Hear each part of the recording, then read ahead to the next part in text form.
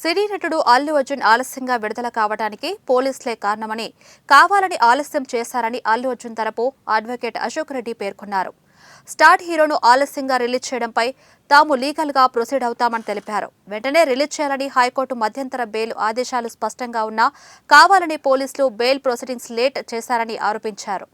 ఉద్దేశపూర్వకంగా రాత్రంతా అధికారులు జైల్లో ఉంచారని ఫైర్ అయ్యారు.